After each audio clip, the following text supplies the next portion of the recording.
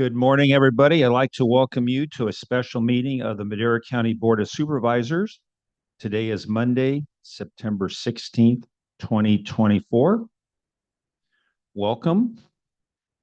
We will start with the invocation and Pledge of Allegiance. And for the invocation, I would like to read from Psalm 127. It's a Psalm of Solomon. And I'll read the first two verses. Unless the Lord builds the house, those who build it labor in vain. Unless the Lord watches over the city, the watchman stays awake in vain. It is in vain that you rise up early and go late to rest, eating the bread of anxious toil, for he gives to his beloved sleep. Amen. So let's go ahead and stand and pledge allegiance to our flag.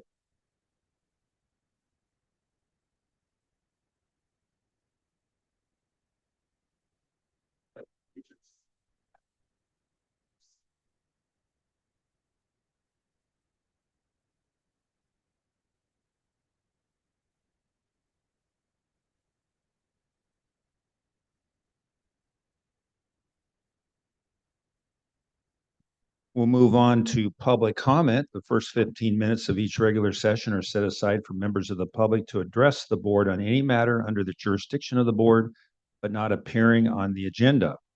The board will not take action on any items presented under public comment. Speakers are limited to 3 minutes.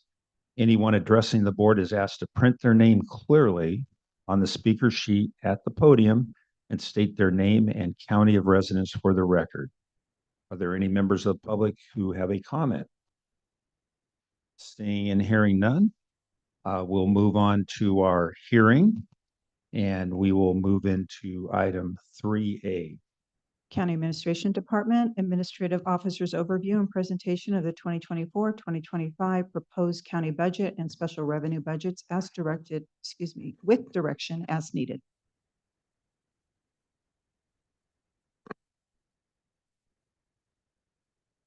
Joel and I are crossing our signals here. Good morning, board. Thank you for this opportunity to present to you the final version of our recommended 24-25 budget. As you recall, in June, we had a number of updates or upgrades or suggestions in the realm of public safety as opposed to what was proposed then. So we went back to work, located some additional savings, worked with the departments who were in need of additional funds related to what we had proposed in June. And we are now bringing that before you for your consideration and hopefully adoption. Thank you, Jay. Before we highlight the changes between the June CAO proposed budget and the final CAO, the revised CAO recommended budget, we want to highlight revised pages, corrected pages that were just distributed to the board and the public. The first change is a correction on org 61332 narrative. This is to reclassify the account for the jail roof appropriations from capital cost to transfer out because we have to expend it in a capital project. So that was caught after printing the budget. The second is the budget team, we incorrectly included an outdated auditor position summary. So we made that correction as well. There is no change in there. There was a position swap that the auditor proposed due to shifting requirements and trying to manage their office better in light of the budget restrictions. The third and fourth are the position summaries and appropriation summaries. The position summary reflects 2 positions lower than the June proposed. We incorrectly included the June proposed number. That is because the Department of Social Services reduced their position increase request by 2 positions based on the actual grant. Since during the June proposed, they didn't know the full allocation because of the state budget was in flux. Now that they know, they have fine-tuned their position request as it relates to a grant. And the fourth, and on behalf of the budget team, we apologize. We incorrectly printed the 22-23 appropriation summary. I believe we tried to revise it Friday and incorrectly grabbed the 22-23 again. So we have no good excuse other than we assure you that we aspire to have a better standard and we'll make sure that doesn't happen again in the future. And with that, believe those are the only, those are all the corrections that were made to the budget documents after the initial printing. And with that, we'll head on to highlight the changes between the June proposed and the right. The September revised budget is $9.8 million in the general fund higher than the June proposed, and we'll go over that quickly. That includes the increased appropriations that were discussed in June in order to keep public safety staffing not at the full complement, but in order to not let it go below what it was as of the June 2024 level. And we'll go over that in detail in the next slide. Though the lion's share of that 9.8 million is the Department of Social Services fine-tuning the public assistance grants and allocations that they've had now that they know what they're getting. There's a housing grant there. There's an SSA support grant in there. A lot of it is not discretionary revenue other than those funds for the public safety departments. The 2.4 million in the AB 109, CCPIA, and probation grants, a lot of that has to do with the additional funding that the district attorney and the sheriffs had sought from the Community Corrections Partnership. The majority of those funds are to fund that, and there is a grant reduction from the probation that nets that amount. So I believe it's a 2.8 million increase in netting 386,000. Again, with the final state budget, probation found out one of their grants are getting cut, 386,000. They have reallocated the resources to absorb that cut, amounting to a net of 2.4. The road fund and transit, 260,000 increase is for an, I'm gonna hope I get this right, an M2 Freightliner truck that crossed over fiscal years because of the timelines for the build. It is merely just reappropriating that in the 24-25. So in this slide, I kind of went over it in general there. So Sheriff Main Operations, this proposed budget, the September revision budget, reflects almost $1.6 million of additional discretionary revenues for the Sheriff Main Operations. This is so that they can maintain filled staffing as of June 2024 levels. The Sheriff Jail Division is an increase of 1.9 million appropriations, though 1.5 million of that is additional funding the sheriff has sought and got approved from the CCP. So it's being funded by AB 109. The balance of it would be still discretionary revenues. I mentioned the 6.9 million that has no net county cost impact, which reflects net change in grants received by DSS for Housing Disability Advocacy Program and Housing Support Program. 150,000, no net county cost impact for community economic development and its appropriations for environmental hazard and code enforcement cleanup actions. That's a contract. The fire department, we wanted to highlight CAL FIRE has a one-time reduction in their benefit factor, which means the cost they pay into their retirement because the state did make a one-time lump sum payment to buy down the CalPERS liability. So that's being passed on to us contract holders with CAL FIRE. So that 600,000 is going to be something we pay again, but that is the one-year benefit that we have from that.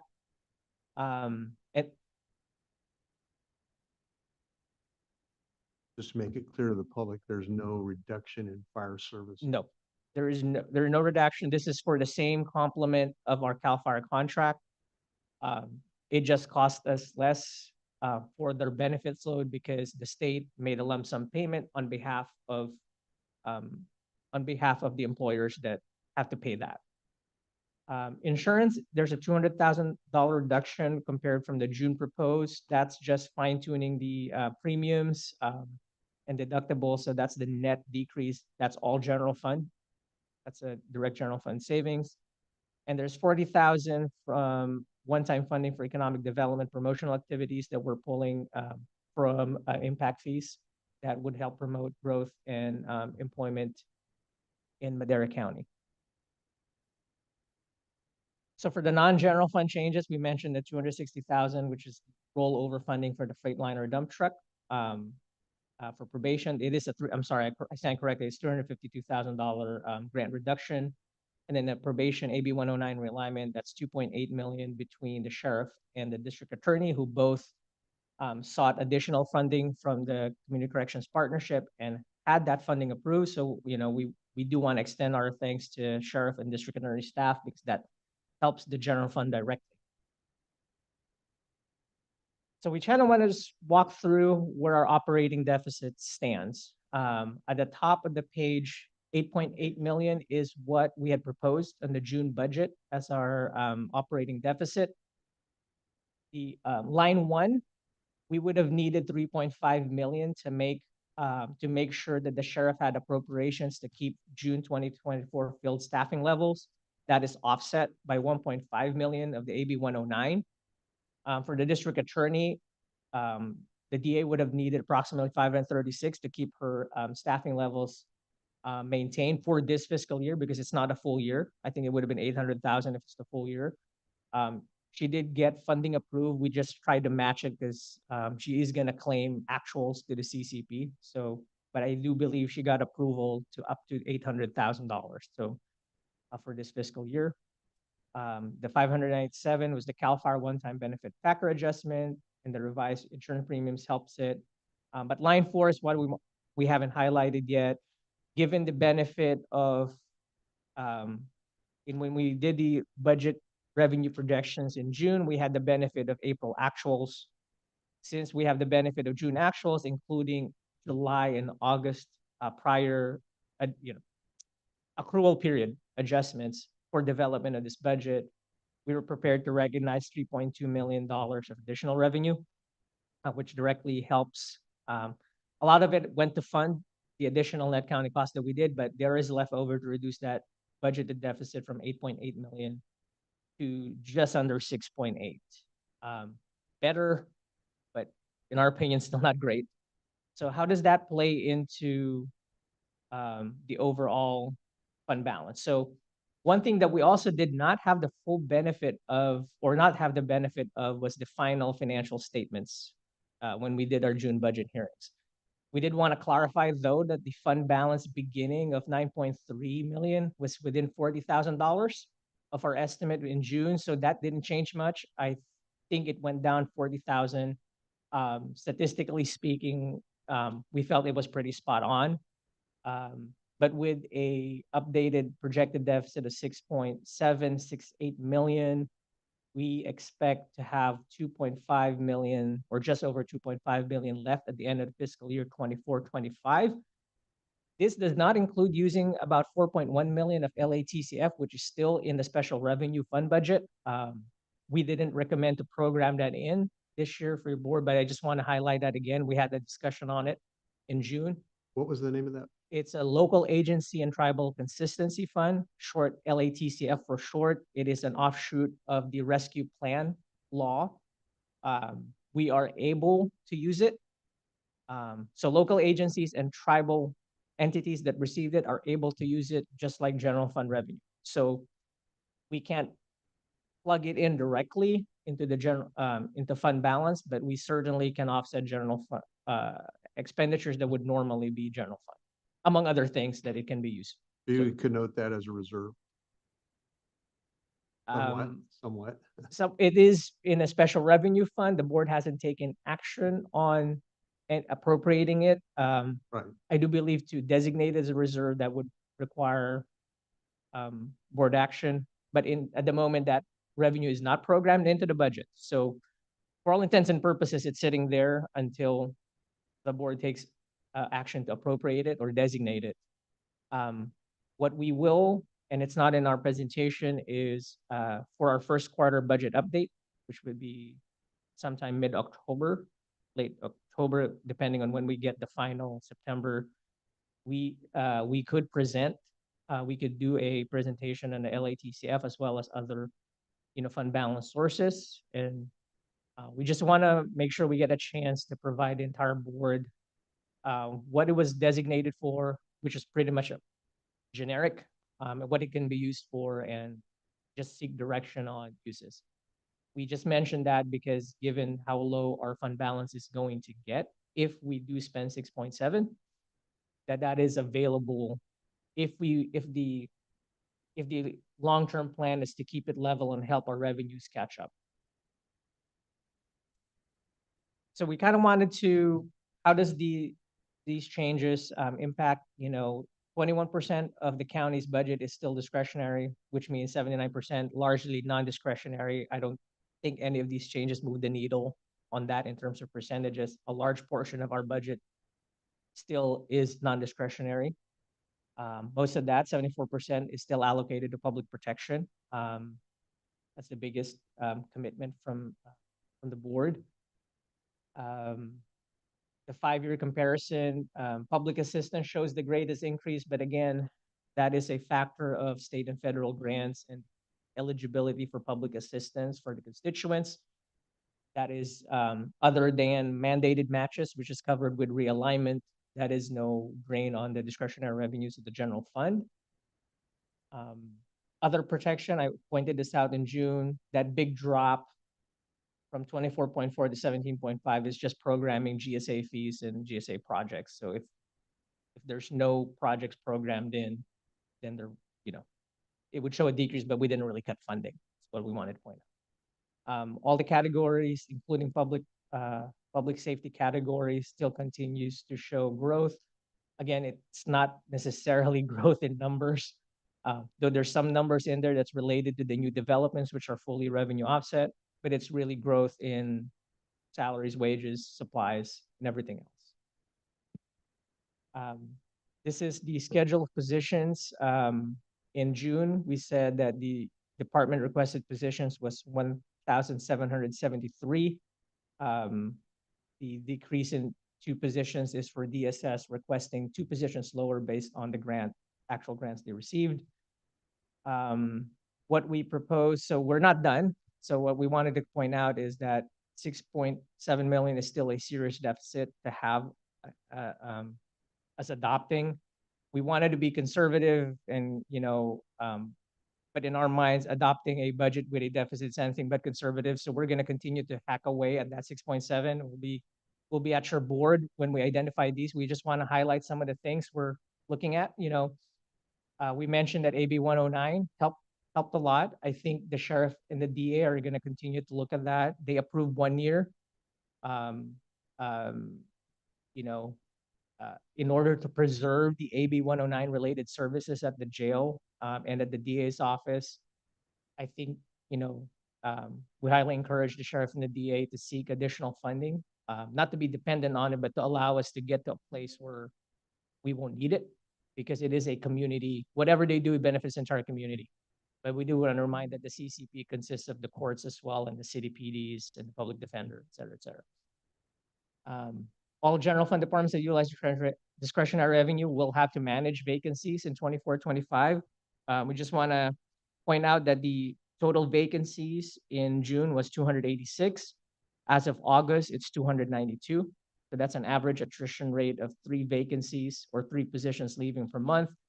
We are approving backfills for public safety. So those vacancies are occurring on the non-public safety side. Other things that we're working on, that we've worked on, or we're going to continue to work on. We did sign a purchasing agent agreement with Procure America. It is a firm recommended by CSAC, or it was one of the firms that CSAC works with. And what they do is look at utility. One of the things they do is look at utility and mobile communications billings and try to see if the agency is paying too much based on rates available to them, et cetera, et cetera. They don't get paid a fee other than if, calculated savings. I believe they take 30%. So we did sign a purchasing agent agreement with them, hoping to complete that work by January 2025. It's not gonna, I don't want to get the hopes up, but it's gonna yield a whole lot of savings, but every penny helps as you're trying to reduce the deficit. And if there's better plans and rates available to us, why not? On the utility though, in our past 3 phases of the solar project, there were optimizations that happened. If there's things that we missed, that's the things they would catch. But I didn't want to leave the impression that we never looked at it. Each phase of our solar project, we looked at every billing and worked with our vendor, NG, to optimize the plan that we're enrolled in. We are going to work with departments on unfunded positions that are either currently funded with grants, or were currently funded with grants and are now ending. We want to make sure though that if the grant positions are in public safety agencies, that it doesn't result in any negative public safety impacts to constituents, but to the extent that the department heads can concur that we no longer need to or repurpose that position or maybe reduce it, we will work with each department head on that. Because if the grant ends, the de facto funding source is discretionary revenues.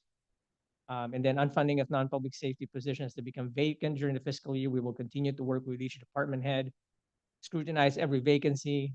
Can we live without it? Or at the very least, can we delay it a couple of months and realize a couple of months of savings from it and then fill it the third month? That ends our formal presentation.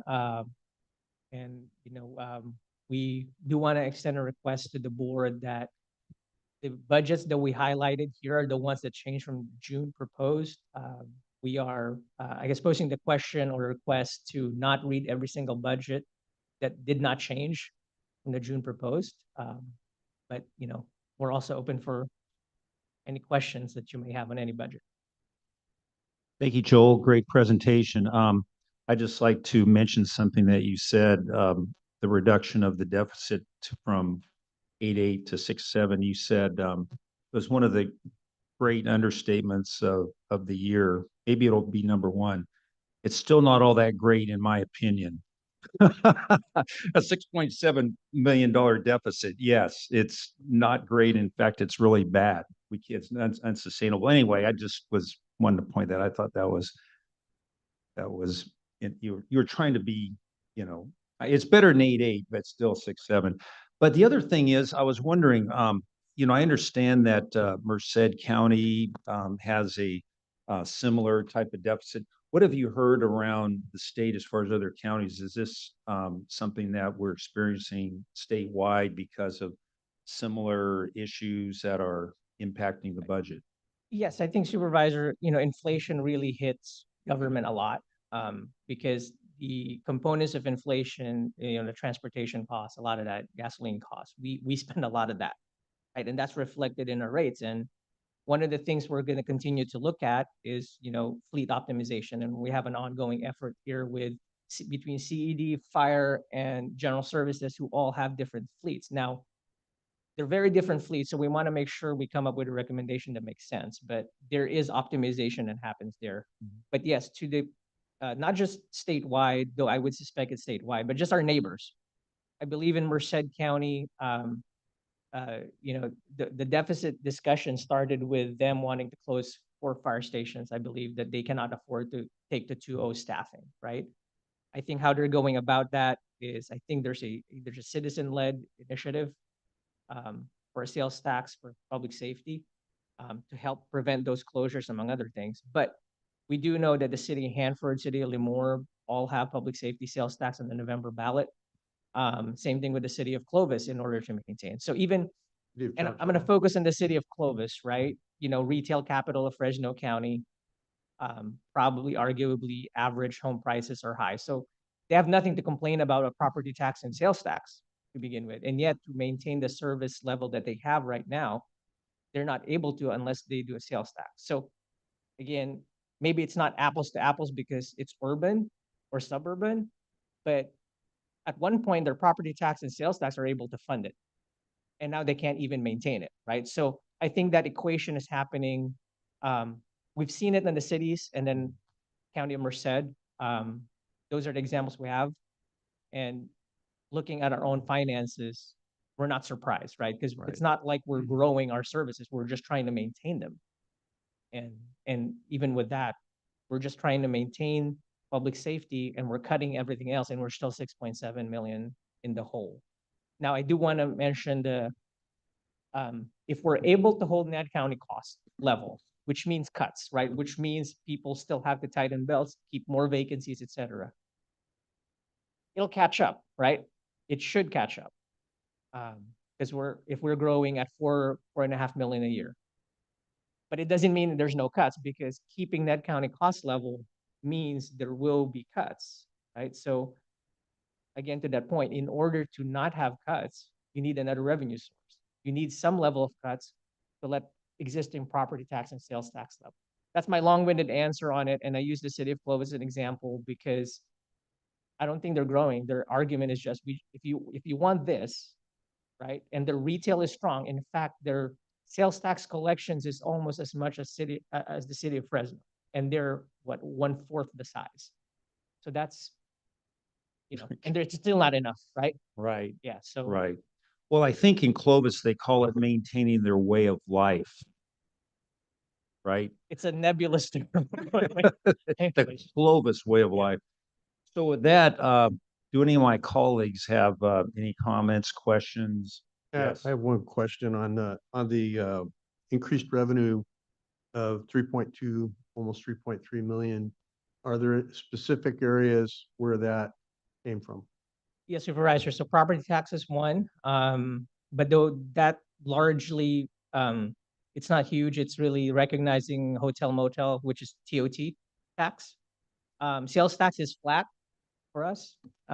In fact, HDL projects a slight dip next fiscal year for that, and we have that programmed in. But a lot of that is transient occupancy tax and property taxes. Okay. Which was the bigger percentage? I'm sure it was Transient occupancy tax. really Um, excellent. So Yosemite is really paying off for us. It is, and we're grateful and happy, but it also is the most volatile. Yes, if there Right. is an event, if Yeah. there's a problem, fire, what have you, we're in real trouble there. Right. Um, It's $8 million a year. I think a few years ago it was $5 million a year. So that's a $3 million increase in just a few fiscal years. Right. But again, all we need is one fire or a closure in Yosemite, and we're talking. Yeah. Right. Do we have any handle on what um, is happening in our development areas, such as Riverstone and Tesoro Viejo, and I understand there's some stuff coming online in Chowchilla. There's various places. Do we have any handle on where that's at, and what are we keeping in contact with the developments to find out what how their sales are going and what build out rate is? Right. Yeah, Supervisor. So we themselves don't contact developers, but we do get the situational report from Jamie Bax from planning and saying, hey, our Right. permit's still strong, right? So Right. one of the things we do when we do the projection is saying, okay, what are you seeing in permits? Are they pulling the same rate of permits? And if yes, then maybe we can be not more confident, but the same number of confidence when we project property taxes, right? So we do also talk with the assessor. So Right. we have them break it down, like they have this sub-report for us on what the AV growth is for the Soroveo and Riverstone. And the reason we break it apart is really for us not to overcount on it, right? Right. Because the growth there, number one, we do have tax sharing agreements, Right. which pays for their fire and sheriff for Tesoro Viejo. Right. And then for Riverstone, that AV growth is expected to fund some of the things the developer are funding directly. So we go through a company, Osmont, they take those numbers and they calculate, are they generating enough? And if it's not, then yes, the developer will continue to pay the difference. So there's a lot of formulas that happen there, and it behooves us to look at the AV growth of 5.6% and say, well, a lot of that has to do with the Sorovia and Riverstone. There's services attached to that. So they would grow, let's say they account for 3% of that. Well, that there's fire that needs to be paid there. There's sheriff that needs to be paid there because it will reach a point where you can't expect the developer to keep cutting the difference in the check. At some point, Right. We're not there yet in our opinion, right? So they're continuing to fund the difference, but it does make us cautious in looking at property tax because 5.6% is deceiving. There's a lot of services delivered to the cities, and I know that we're on top of continuing to examine our relationship with them in terms of share of cost for these services. I don't believe we're even close to parity yet, some of them. Can you give us an idea of what needs to happen there to make that happen? Sorry, Supervisor, to clarify the question. Well, just in terms of what the differences might be financially concerning that we need to be cognizant of what we need to go after. Right. In terms of, just to clarify, if the question is, are sheriff services up to par with service levels of the city PDs? Right. Right. Well, I if- mean, yeah. no, the basic costs that are taken on by the county Correct. Yeah. Yeah. to provide the services. Right. So that's an excellent point because I think city finances, one thing the city finances don't have to worry about, or if they have money left over in their line items, they all go to the fund balance because that's all they have to worry about, right? Right. But for us, 80% of our budget is state and federal pass-through, Right. or is because of our relationship of a component arm of the state of California, Right. right? And then on that 20%, we have our public works for the unincorporated. Then we have our probation, sheriff, and DA that serve everybody, Right. including the cities. right? Exactly. So- And that's all yeah. general fund. Right. And then we try to account for that in tax sharing agreements, right? So a lot of the questions we get is, why does the county have need the tax sharing agreement? Well, when there weren't residents there before, and you're going to put residents there, those are county residents too, and they're going to have an impact on the DA, probation, et cetera. So Right. And Yeah. I'm foggy on what our tax sharing agreement situations are at this point. Because it changes from season to season, but I don't believe we have one with Chowchilla right now. Is that correct? we don't have a property tax sharing agreement. Okay. And we have one with The the city of city of Madeira. There are funds that are owed to us by the city of Chowchilla in regards to fire services. The past. We need to have a discussion with them. I believe at one point it was ambiguous. It was the building of a station, but there's $340,000 that needs to be discussed in the future. And the only, I'm not, when I say this, I'm not saying tit for tat when I say that there's a problem there, because they came after us for the can't even think of the term, ELF. And we took a significant hit there, over $500,000, if I remember correctly. It was like maybe 3/4. Significant hit there, and we're still living with that. I don't believe it's fair for us to put on the back of the entire county the idea that we didn't let that go, but we had to. We had to negotiate something at the time. But I believe that we need to benefit the entire county fairly for the cost of services. And I think Supervisor, and I know the Jay wanted to add that we do have an ongoing dialogue with the city manager of Chowchilla. Good. With regards to those two topics, I believe there is one that might necessitate a property tax sharing agreement, and the other, we have an ongoing dialogue on how do we settle the Station 2 question. I think we're not aided with the agreement that may be a little bit over 20 years ago, and it's a little vague on Right. specifics, Right. but we're trying to get to a place where we can settle that. And this is the Mhm. place I represent.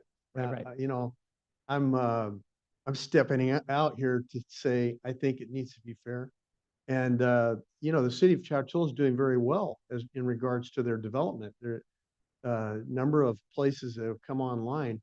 There's revenue that is being generated by a number of new business facilities, property taxes being generated.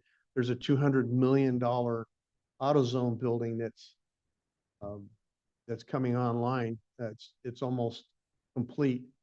All of those things should be taken into consideration when we deal with the fact that we're providing services, and it needs to be balanced.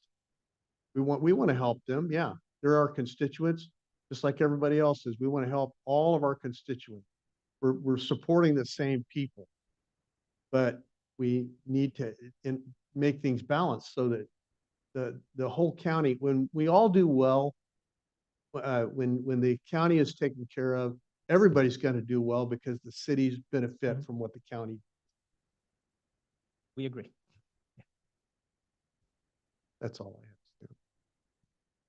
Oh, one more thing real quick and Sure. I'll shut Yeah. my mouth. I really appreciate the emphasis on public safety because in my opinion, that is our top responsibility. If we fail that in that regard, we have failed the game. That is it. To me, before anything else gets funded, that should get funded. Public safety is number one. That is clear. I think you made that clear in your budget, and I appreciate that because it has to happen then. And if I may, Mr. Chairman, we agree, and I think the direction is clear. I do kind of want to state though, for us to balance the 6.7, we're gonna have to take it somewhere. Right. So and this is more of kind of prep the public and the board on some of the potential cuts that we'd have to recommend, right? Because $6.7 million, just to put in perspective, the library budget is 2.1. Right. Assessors is 2 million, admin's 980. You cut all those three departments, which is not feasible, we'd still have a You deficit. still have. So I just wanted to use that as an example. And again, Right. we agree, right? I think the message is clear. I think the public wants public safety to at least be preserved. It's gonna come from somewhere. If we'd had to Yeah. measure El Paso a few years ago, we wouldn't We have this wouldn't have this problem. problem. Absolutely. Absolutely. You know, that brings up something, you mentioned the assessor's office and the library. Is there some way that we could cut by combining the library and the assessor's department, Yeah, you hear those other people, Supervisor Rogers said it, public safety first and everybody else, sorry, is that what you were saying? No, I didn't say Oh, that. okay. That's, I said if we fail at public safety, we failed the game. We've got to find a way to keep it Yeah. caught. Jay and I just wanted to say that it's not gonna be, it's gonna be painful still, right? Right? So, because it has to come out one way or another unless, revenues, materialize, or some of it, or there's additional revenue sources, right? or we can get into Chachilla's general fund. Okay, well, very good. Well, thank you very much. I'd just like to thank all of the department heads and for all your hard work. It's one of these things, everybody, when in a up stock market, everybody thinks that they're a stock genius. They know how to pick everything, but in a down market, everybody's, jumping on off the ship and we don't have that here. We have department heads that are committed to the process, that are very serious about their work product, whatever it is, that are passionate. And this is, again, not one of those fun times. So I'd just like to thank everybody again for your great commitment to the county, to our citizens, to your staff, and thanks again. Are there any other comments under 2A? I don't have my 3A. There you go. Yeah, Mr. Chairman, I would like to Mhm. comment since, Supervisor Rogers did talk about, priorities and Mr. Chairman, you jokingly said, well, cut everybody else. Well, when we talk about budgets and we talk about priorities, the number one priority and to Supervisor Rogers is to make sure we're safe. So when we do look at those things, I want to, set the record straight that in Madera County, I firmly believe that our number one goal is to make sure we're safe at the expense of anything else we do. So when we're looking at services and those types of things, I'm not one of these people who looks at where are we going to cut? Okay, everyone cut 5% or 10% or whatever the case may be. We look at priorities, what has to be funded first, and we'll just work backwards from there. So I want to make it clear to, my constituents that making sure that we are safe is our number one priority and work backwards from there. Thank you for making, and my thing is that I agree. It's just that if we cut too much on the assessor's department, guess what? We don't have funds to pay for public safety. If we cut too much from the tax collector, guess what? We're not going to have the funds coming in to pay for public safety. So it's really an overall organization that works together. We're going to make, Right. but you can't, you know, it's like a company that maybe their sales are dropping. The first thing to do, let's drop the sales force. Yay, you know, and then they see their sales continue to go down even more. So, you know, it's really everybody together. Certainly, uh, we have priorities, but we have to have the support services to keep those things moving. So, Well, I think it's also very evident that this, we've been austere for years. And we've followed this for years. We've watched our budgets for years, and we've picked this thing apart for years. And it's very evident that we're dealing with a circumstance that was somewhat beyond our control with inflation and I don't know. I think other it's all our things. fault. So there are things, you know, the forces at play here that we have no control over, and we're dealing with them as best we can. Very good. Any other comments? So I think we're done with 3A. Let's move on to 3B. Mr. Chairman, I just want to clarify too, we're available for questions on the special revenue budgets. The only change in the special revenue budgets is adding the additional money that the Community Corrections Partnership program in to be given to the general fund departments, namely the jail and district attorney, and then the reduction of the grant funding that the probation had. But other than that, it remains unchanged from the June proposed. All right. And Chair, 3A is a hearing. I'm not sure if I heard public comment being. Is there called. any public comment regarding this particular item? Nope. No public comment. Nobody? Oh, okay, here you go. Everybody's saying, okay, I've got mine. I'm going to shut up. Okay, well, let's go ahead then and close 3A and move on to 3B. That's okay. County Administration Department, discussion and consideration to adopt a resolution approving the county budget, including special revenue budgets for fiscal year 2024, 2025.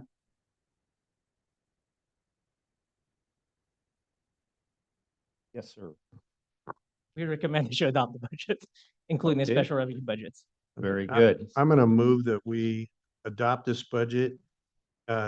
Also to direct the budget director and the CAO to bring back a presentation on the, what was it, LOLN? LATCF. LATCF for potential adoption in as a reserve. And any of the funds you can look We'll do it as a workshop type of thing. at. Great, Right? thank So you, we'll give the background. thank you. That includes the revisions that were presented this morning, Supervisor. Yes, Motion. Thank you. including the revisions that were presented. Second. We have a motion and a second. Before we go to a roll call vote, I would just like to say we need to be extremely careful in regards to this LACTF. I mean, this is the last funding that we have, and I think it'd be grossly irresponsible for us to add those funds into a reserve. I think it's better to have them on the sideline as an asterisk because once those funds are gone, they're gone forever, and we don't have anything to reach back on in regards to that. So we can go ahead and I just want to put that out there that, again, we need to be very careful and fiscally responsible. And it would be, again, very irresponsible for us to add that to the reserve officially. So with that, roll call vote, please. Chair, would you possibly call for public comment on 3B? 3B. Are there any comments from the public regarding 3B? No comments. You need to close it. I have a Close it. question. I have a question. You say it's irresponsible to put it in as reserve. Is it not there as a? I mean, what we're doing is we've got money that we can use pretty much any way we want. So is it not a reserve essentially anyway? Well, it's been there always, but it hasn't been part of the official budget as far as the reserve. It's been there for like a special emergency fund if everything else, Well, you know. let's keep it that way as an emergency fund, but I'm Right. saying that's what reserves are, you're able to use them any way you want. You use them as an emergency, not, you don't use reserves just to willy-nilly spend. Well, if you because look they're at not our, designated. if you look at our general fund budget, we do have a reserve. We look at the, 2.5. yeah, see, that's not in there. This Right. is not part of it I realize because that. it's not part of the official budget at this point as far as the fund. And if I we like were, the idea of having a true picture is my point, a true picture of what's going on. And we're not painting the true picture to the public when we just say, we have a 2.5 million reserve. That's all we have. That's not true. We have another what is it? Or another Just under 4 4.1 million. million. 4.1. So we really have 6.6 that is available to support the county if there's a problem. It is emergency funds. I look at reserve as emergency. I don't look at it as just grab it and use it. That's emergency to me. When I say I put aside 3 or 4 months or 6 months, whatever it is that I put in my own budget, when my wife and I discussed that, we always connote that emergency. We wouldn't dip into those funds without an emergency. So that's my point is we want to have a true picture of what's going on. very good. Roll call vote, please. Supervisor Rogers, Yes. Supervisor McCauley, Yes. Supervisor Wamhaugh, Yes. Supervisor Gonzalez, Yes. Chairman Poitras. Yes, Vote passes 5-0. very good. And with that, we'll adjourn. Everybody have a great rest of the day.